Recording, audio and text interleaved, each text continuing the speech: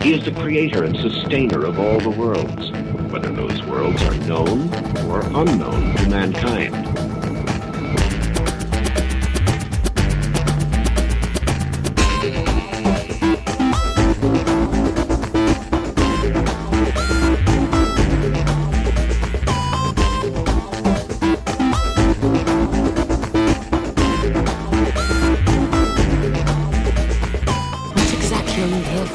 To see with eyes unclouded by hate. Does not wisdom cry and understanding put forth her voice? Hello everyone, my name's Charlie. You might know me better as sci-fi fantasy writer C.E. Dorset, and we are continuing our study today on The Prophet by Kahlil Gibran. If you would like to read along with me, the book is now in the public domain, and you can do like I'm doing and read along from a version on Project Gutenberg. We will be picking up today with the chapter on crime and punishment. Starting with the text. And then one of the judges of the city stood forth and said, "Speak to us of crime and punishment." And he answered, saying, "It is when your spirit goes wandering upon the wind, that you alone and unguarded commit a wrong unto others, and therefore unto yourself. And for that wrong committed, must you knock and wait a while unheeded at the gates of the blessed." So we're going to get deep in this chapter, and the important thing to note so far is this idea that goes right to the definition of compassion that we operate under, that true compassion is to do unto others as you would have them do unto you. And this seems to pick up on the idea that the death of one person diminishes us all. A crime against one person is a crime against us all. And specifically, if you commit a crime against another, you're actually committing that crime against yourself. And you're going to see this get built out as we continue. And here we go. Like the ocean is your God self. It remains forever undefiled. And like the ether, it lifts but the winged.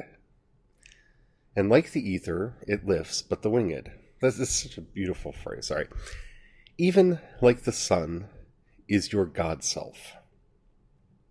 It knows not the ways of the mole, nor seeks it the holes of the serpent. But your God self dwells not alone in your being. Much in you is still man, and much in you is not yet man.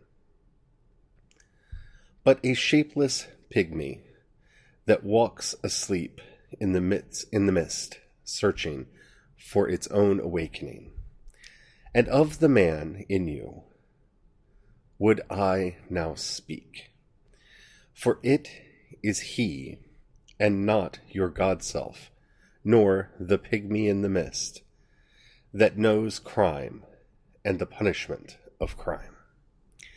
Okay, so first of all, you must realize this book is over 100 years old.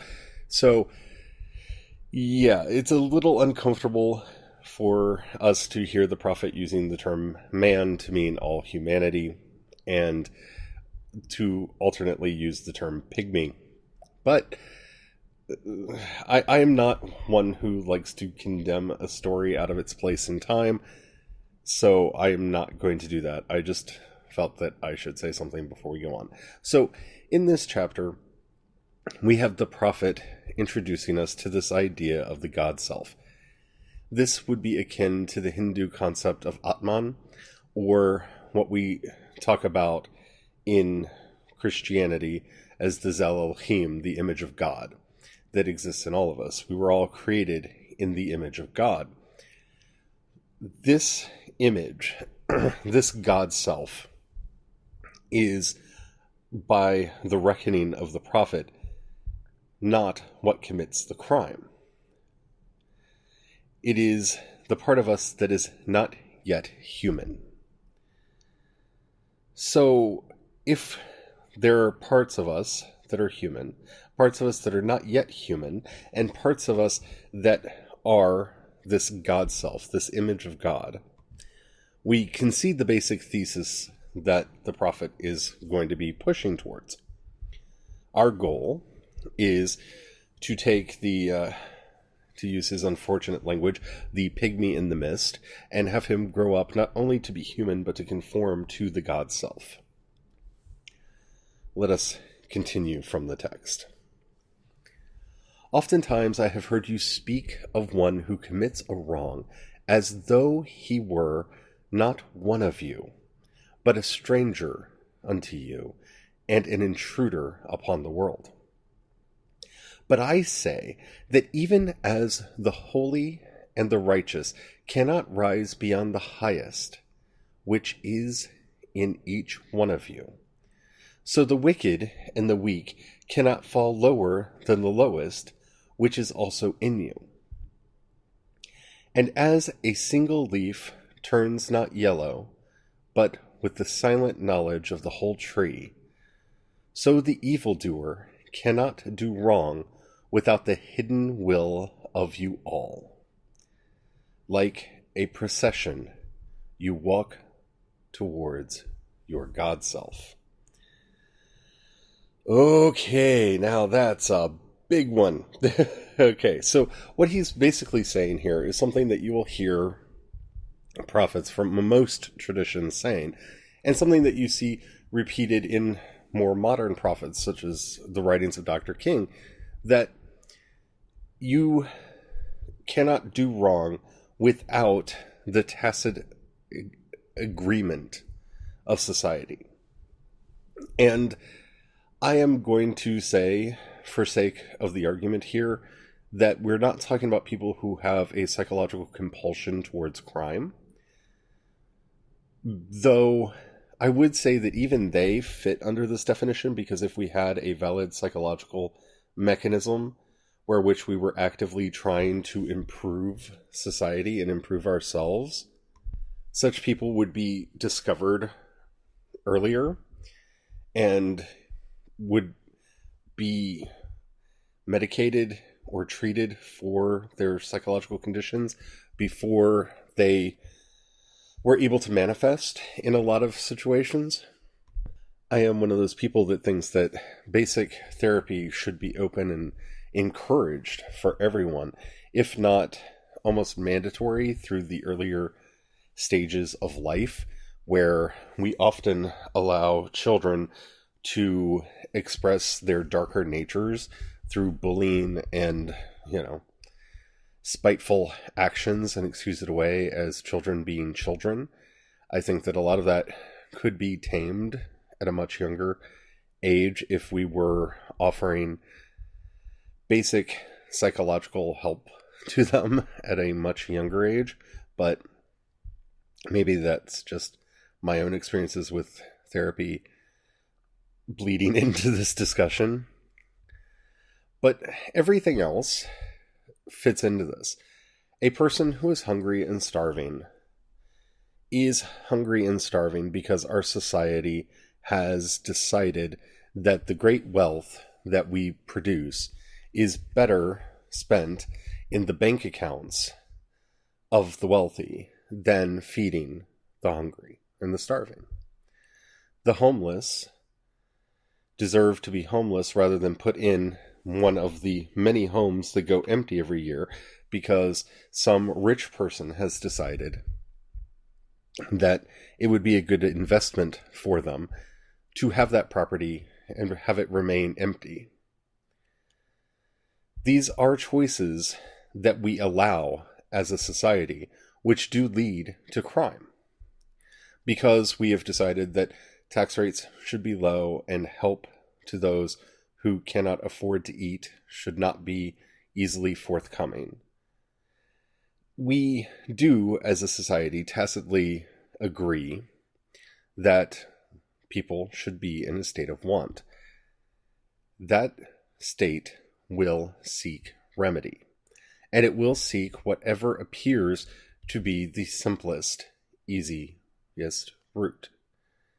This is something that I think that you should understand when you're thinking about anything. You should model it like water. Water will always find the easiest route to the ocean.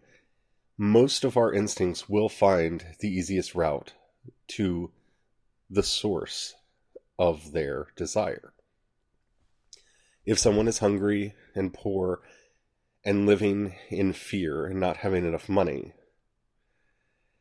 the appearance that crime may be the easiest way to get there, in a place where minimum wage jobs do not pay the rent, in a place where jobs may not be common or easy to procure, then crime is the natural state that those energies, those desires will push themselves towards.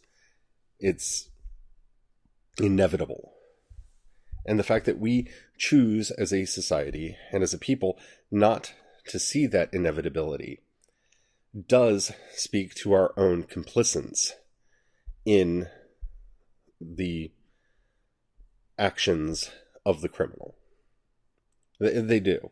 And it's something that we, as we learn to be more responsible caretakers for this world, and as we work for justice and for the betterment of all peoples, we need to start seeing. Returning to the text. You are the way and the wayfarer. And when one of you falls down, he falls for those behind him. A caution against the stumbling stone. Aye, and he falls for those ahead of him, who, though faster and surer of foot, yet removed not the stumbling stone. Exactly. When you start seeing that, people at this basic level of income, at this basic quality of life, are more prone to getting active in crime, that points out a stumbling stone in our society. Anyone under that stone is liable to trip when they reach that place. And yes, some went beyond it, but by going beyond it and not removing it, they have, if you will, made the conscious decision that it's okay for people to fall there. They should be nimble and agile like me and able to jump over or go around. And you actually hear this rhetoric, especially in the nonsensical statement that people should pull themselves up by their bootstraps. You do know that the phrase, pull yourself up from your bootstraps, was coined to show the ludicrousness of the idea. It's kind of like the term meritocracy. It was a word coined to show how bad and stupid the basic idea that it represents was. You cannot pick yourself up by your bootstraps. And if you think you can, I invite you to try this. Get yourself a pair of boots, put them on, grab the straps on each foot, and pull. See how high in the air you get. You won't ever get off the ground.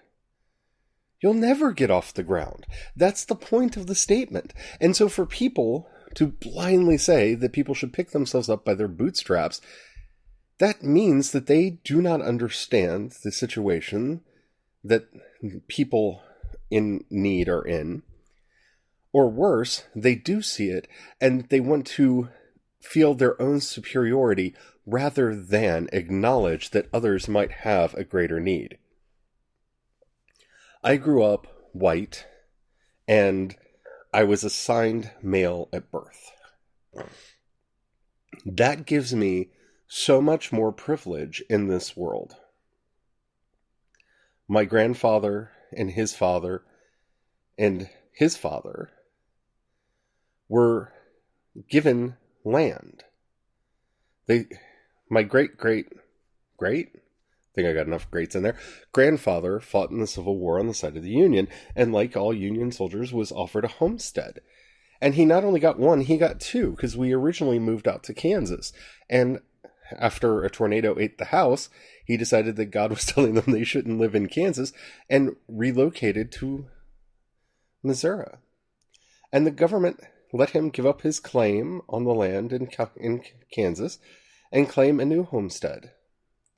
And so that land was given to our family. You can say we earned it through war, but we didn't do anything to earn it, to deserve it. The dairy that they eventually built on the land was one of the only dairies in the area, so if people wanted milk, cheese, what have you, they had to come to our family to get it, and so that branch of my family became fairly wealthy.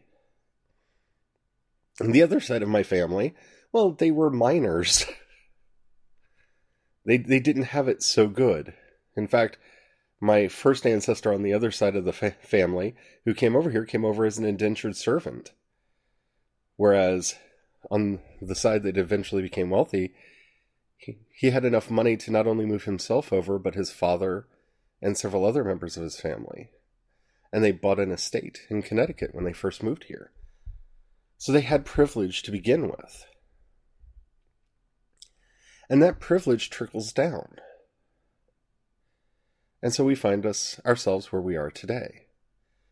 Don't ignore the stumbling blocks that are on the ground. Help others to get past them. We'll continue this more after the break. And we're back. I know a lot of people get frustrated with talks about white privilege and, gender privilege, but it is something very important for us to start to notice. And it's not because of the color of my ancestors' skin. It has something to do with their nation of origin. The one side of my family came over and were Dutch, and they came over with money to their name. And that money is what trickled down. The other side of my family were Irish and, didn't have any money, thus coming over as an indentured servant, and had to work for everything that they had, and never really produced enough to be able to hand down an inheritance to their children. So when we talk about racial privilege, imagine this is my family, where I can see both sides of this, the side that had money when they first arrived and the side that didn't, who arrived in servitude. But that was only one generation of servitude. Now, imagine that your family were brought over as slaves, and for generations had nothing. See, all that while my indentured servitude forebears earned an income and spread across the country, from Maryland to Indiana, eventually to Missouri, they had the ability to make money. They had the ability to build something for themselves and for their family. Others didn't. And the long-lasting effects of that will always be with us. I don't know. It's maybe because I see it so starkly in my own family that it stands out for me. And that's with two white branches of the family that had very different starts in this country. I don't personally understand how it's difficult for others to see. Let us continue from the text. And this also, though the word lie heavy upon your hearts, the murdered is not unaccountable for his own murder, and the robbed is not blameless in being robbed. The righteous is not innocent of the deeds of the wicked, and the white-handed is not clean in the doings of the felon. Yea, the guilty is often the victim of the injured, and still more often the condemned is the burden bearer for the guiltless and the unblamed. You cannot separate the just from the unjust and the good from the wicked, for they stand together before the face of the sun, even as the black thread and the white are woven together. And when the black thread breaks, the weaver shall look unto the whole cloth, and he shall examine the loom also. This is one of the things that has always astounded me about this book, because having been written over 100 years ago, you see this very modern terminology in here, this very modern idea that you cannot separate one from the other. It's like we said, the murdered. This is hard to hear, and it's something we don't want to hear, but the murdered is not unaccountable for his own murder. Oh, that sounds horrible. But if you live in a system that allows for gun control and have not done everything to fix that, to bring about a just world where people cannot easily get their hands on weapons, well, it's not to say that you deserved it, because this is where, when we talk about this sort of blame, this sort of karmic destiny that comes to us all, there is a sense that, well, you're blaming the victim. No one's blaming the victim here. Not even the prophet is blaming the victim here. You can see at the bottom that of this passage where he talks about the threads in the loom. It's not the fault of the white thread that the black thread broke. But when that happens, the weaver must examine the black thread, the white thread, and the loom itself. And that's the problem here. So much, not all, not 100% of the crime that is committed in the United States or in any other country is based in some kind of systemic flaw. But a lot of it is. The fact that we do not have valid mental health facilities to check and help people who are suffering from mental illness. You know, I look at this in my own family and think about how much I and others in my family suffer from depression and other mental illnesses. And it's expensive to get therapy. I haven't been in therapy for years. I have not been receiving treatment for my depression for years because I can't afford it. And so my depression runs rampant. Now you take this and go into other forms of mental illness that isn't being treated. My depression has the likelihood of harming myself. There are forms of mental illness that increase the likelihood that others will be harmed, and yet we do nothing to help these people. Not only do we do nothing to help these people, we make it easier for them to harm others. We pass laws saying that you cannot discriminate upon people with mental health claims against them. If someone is in a state where they are not allowed to handle their own affairs because of their own mental health problems, they are still allowed to go out and buy a gun.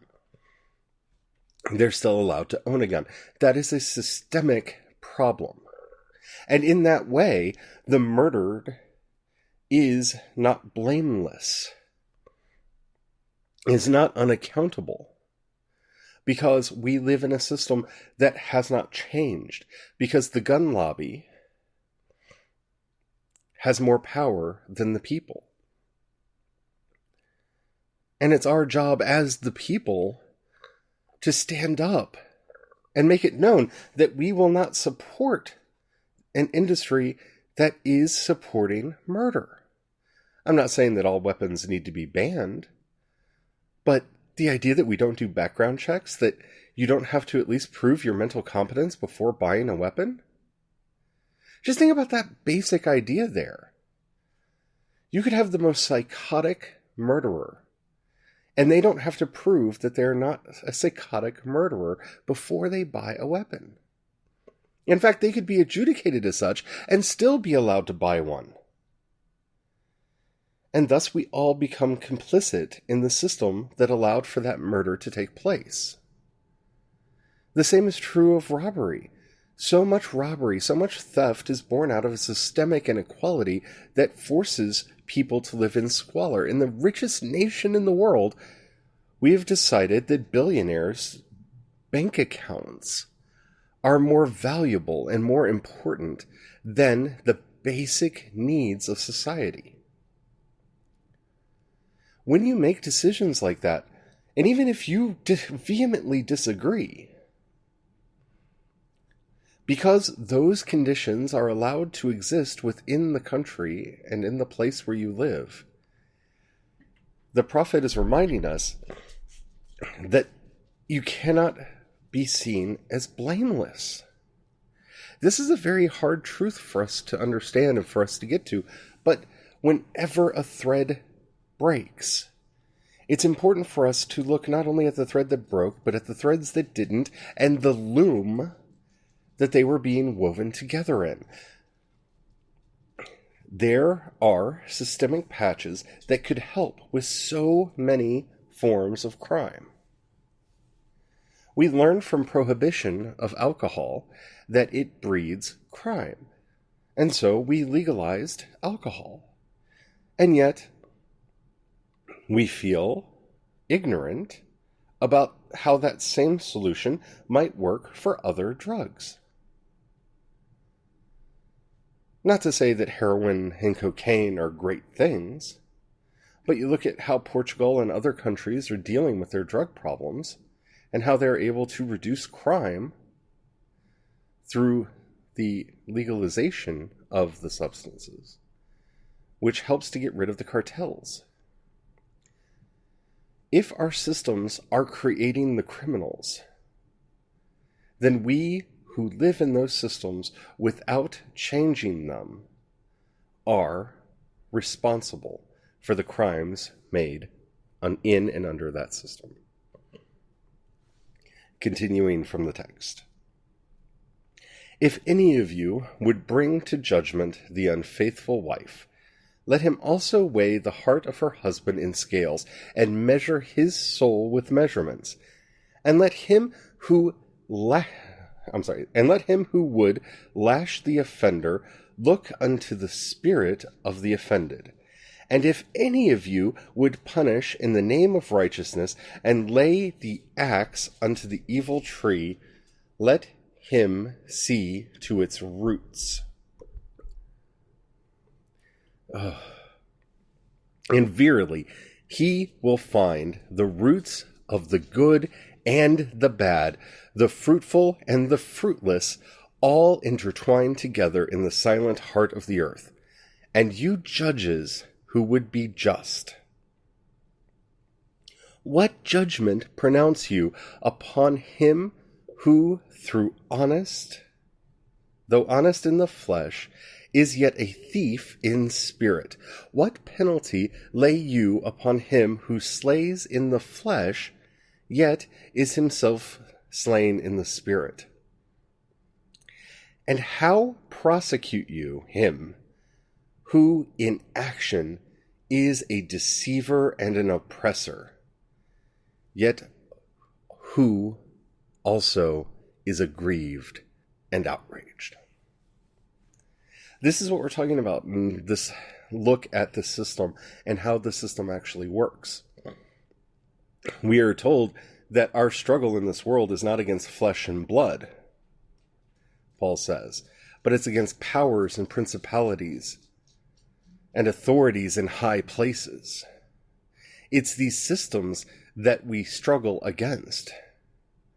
These systems that punish unjustly. These systems that create suffering.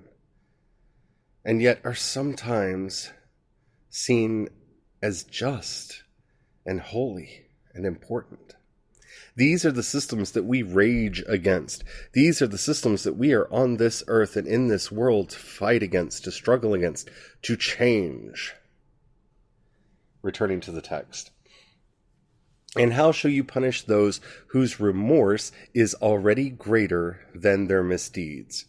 Is not remorse the justice which is administered by the very law which you would fain serve? Yet you cannot lay remorse upon the innocent, nor lift it from the heart of the guilty. Unbidden shall it call in the night, that men may wake and gaze upon themselves. And you who would understand justice, how shall you, unless you look upon all deeds in the fullness of light? Only then shall you know that the erect and the fallen are but one man standing in twilight between the night of his pygmy self and the day of his god self. And that the cornerstone of the temple is not higher than the lowest stone in its foundation. And so in all of these things, we are struggling between our lower selves, which he unfortunately refers to as the pygmy self, and our God self. We're struggling here. And we have to do everything in our power to encourage the good, to break the systems until they foster the good, to change the systems until they support the world in a way that lifts people up rather than tearing them down. This is the work of the righteous in this world. It is the call to justice.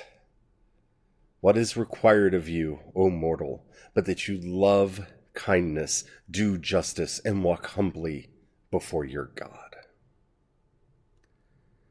I hope you've enjoyed this episode. I really do love this book. If you've liked this episode and the app that you're listening to me on allows you to rate either this episode or the podcast, please do that. That helps me out a bunch. That tells the algorithm to share me with more people. If you got a buck you can throw my way, depending on the app, there'll either be a link. There'll either be a button that says support, or in the show notes there'll be a link that says support on Anchor. That money goes to me and helps me to continue doing this work. And it's something that I really do enjoy doing. If you have any questions or comments, just download the Anchor app at anchor.fm and send me a voice message. It can be up to 1 minute long, and I would love to hear from you. If you want to follow me, I'm on Twitter as Wisdom Cries Out. You can find links to everything that I do over at wisdomscry.com. I hope you're enjoying this. We're in the serious part of the book, and I know it's been a serious couple shows, but eventually we will get to the other side. And until then, may God bless you and keep you ever growing in wisdom and compassion. Amen.